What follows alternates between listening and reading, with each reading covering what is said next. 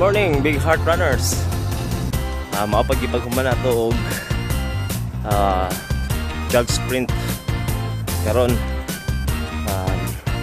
Indot kayo ang weather condition, medyo cloudy siya, hangin-hangin gamay, niya ang sunlight gamay ra gyud ang makalusot sa pangano tungod sa cloudy niya. Good morning to my wife, at the same time my personal financial advisor sa AIA Film Life.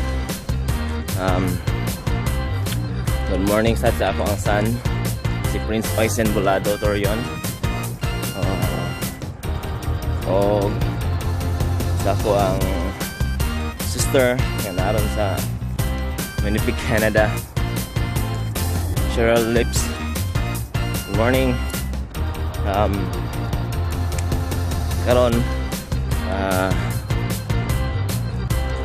mag-isguta o about sa security sa ato ang kagalingon. Nganong kinahanglan ka makuha gyud og insurance. Una,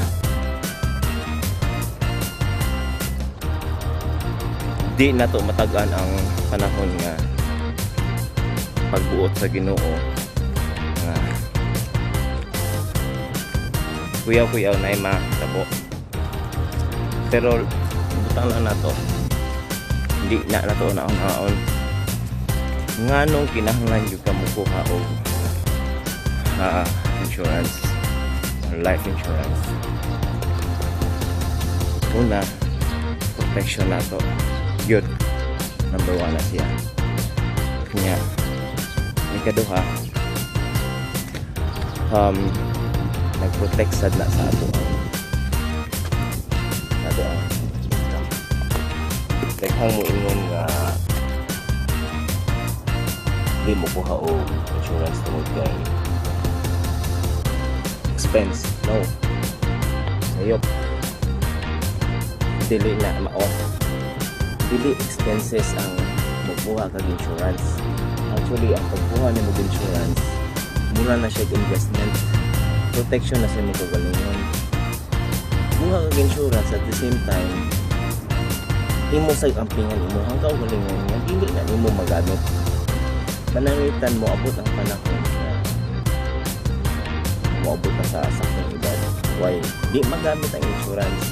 Pero kana siya usa gyapon na siya investment kay basta mangayo lang ka o mangayo lang kagtambag o maminaw lang kagtaman sa imong financial advisor.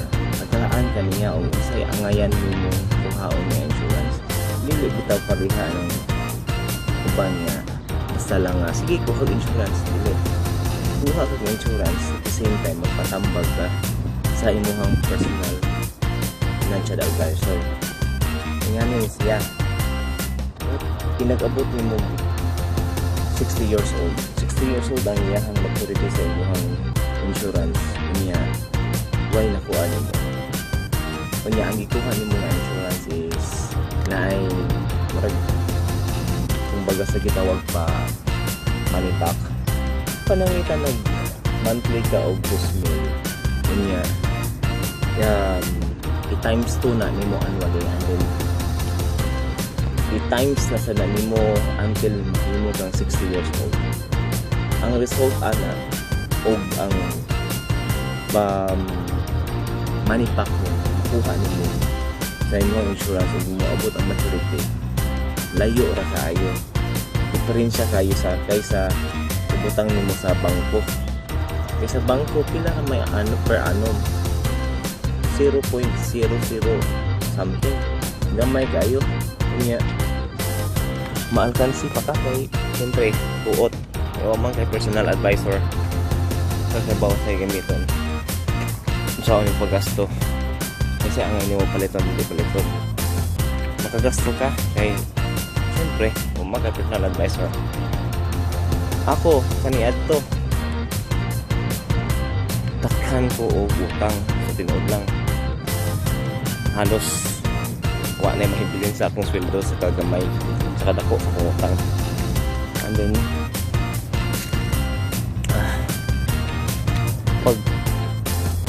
pag kahimo financial advisor sa akong wife si Pretty Gold yun, naghatun ko unsaon pag budget, unsay angay paliton o dili angay paliton, ug unsay priority ug unsay dili angay priority.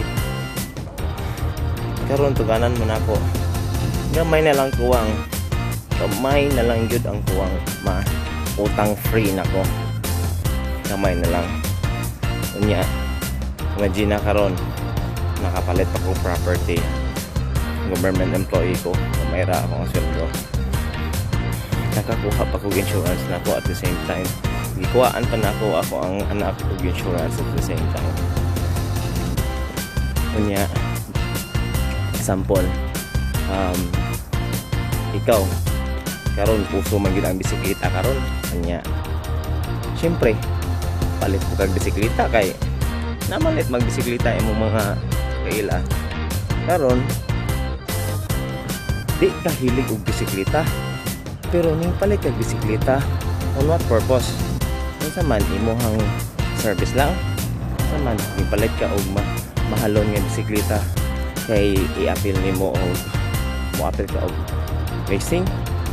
Pero kung mo-appeal ka racing, okay fine, palit og di kalidad nga bisikleta kay syempre appeal mo kag racing, hindi mo man gamiton.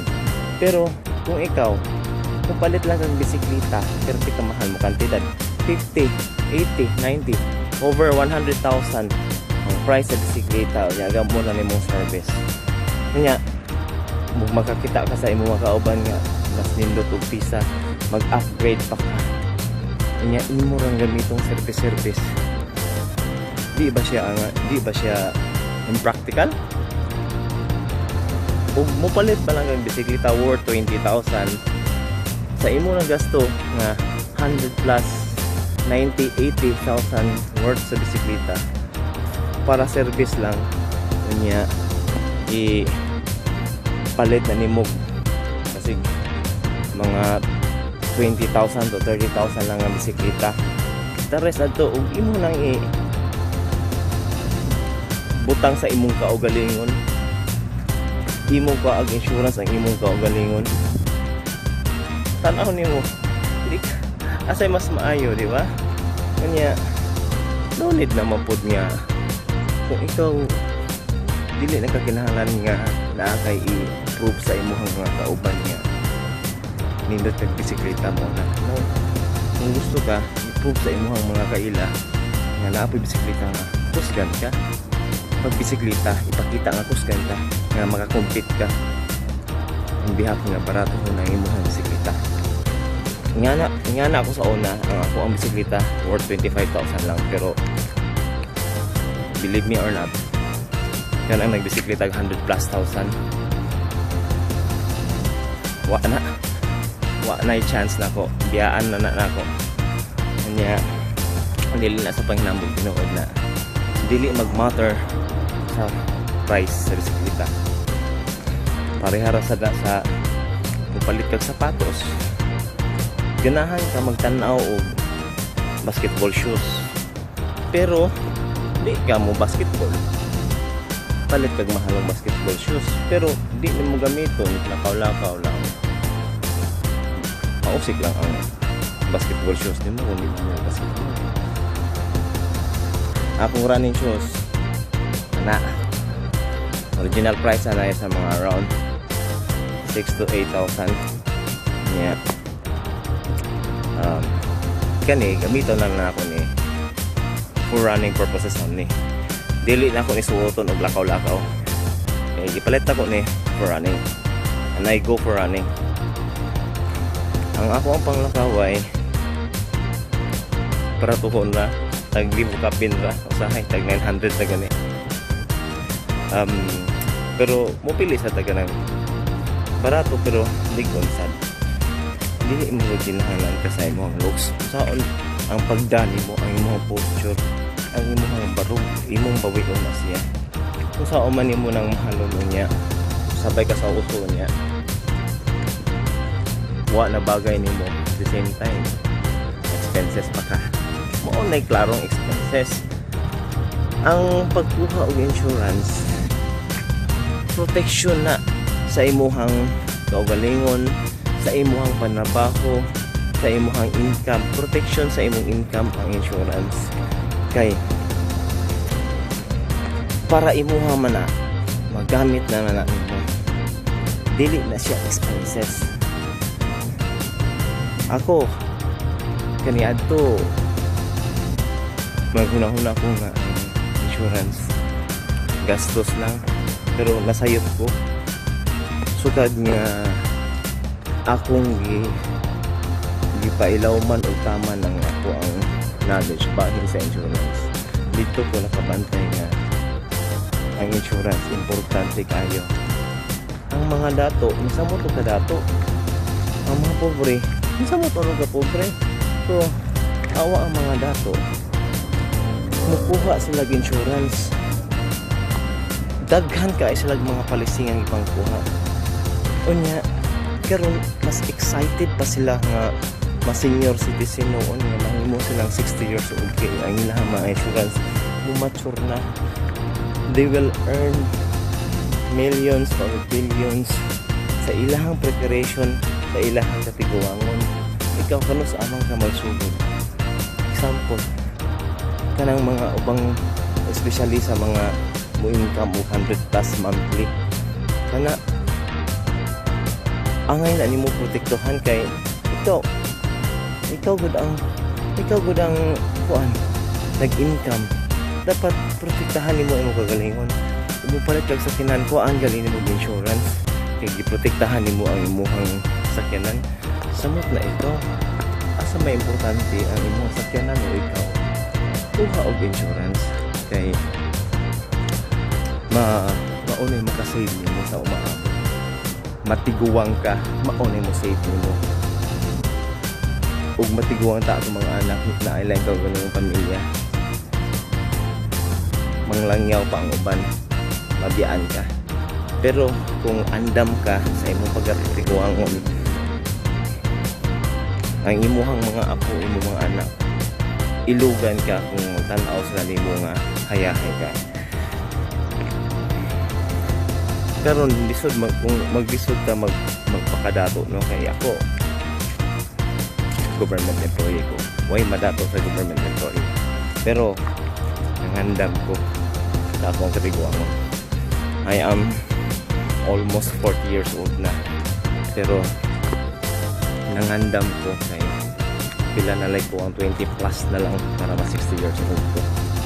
So ang akong gibuhat balik ko og engage sa sports kaniya to sa 15 years old pa ko to 25 nag-engage ko og cycling, triathlon, nag-engage ko karon yung balik ko sports, yung focus ako sa running karon.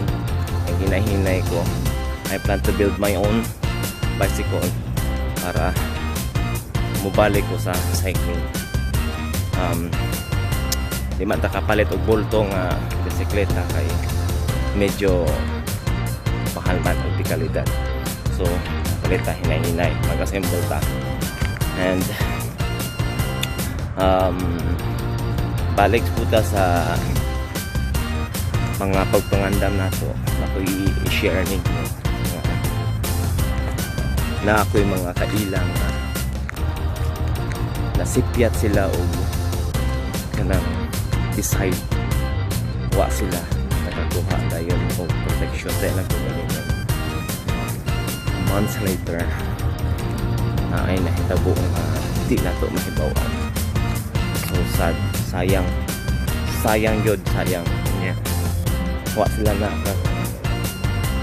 kuha, wa sila kapangandam karon kaneta ko na ay duol ka isa kong lughan karon na disgrasya siya sa iyang panabaho kaniadto pa karon na separate na siya sa iyang work kay nabalba siya. Ang inyang income karon wala, zero. pero kaniadto nag-income siya og 100,000 plus a month. And suddenly na-disgrasya siya, why nakita. Pero kung atong time nagkuha pa siya og protection na rin sa iyang kaugalingon, hangtod siguro karon na pa siya makuot or mobalik siya og saka sa iyang naandan nga kinabuhi. Mao karon mga ka-big heart runners, dili na to pasagdaan itong kaugalingon. Protektahi imong kaugalingon. Unya, isad ka magsalig nga porket naana kay ka ng insurance, protected na ka sa imong life. Unya, magsalig na ka. Talagay lang na po ka, dili. Siyempre, imo sang i-upgrade sa imong kaugalingon ba. Mag-workout ka.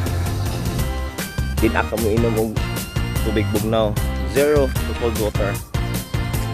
Alcohol, kung mainom ka, hinahinay nagundang, ginagmay lang hanggang sa malimtan ni ko na. Kung manigarilyo ka, hinahinay og dagan, undang, hinahinay sigarilyo hanggang sa malimtan mo na. Nya, dapat ma-engage ka og sports. Ang pinakabarato nga sports nga wa kay magasto kaayo kundi a pair of shoes ra running. Paka ikagasto sa gym, paka ikagasto ipalit og equipment. Go for running, it's free. The road is free. It's wide and long. You can run.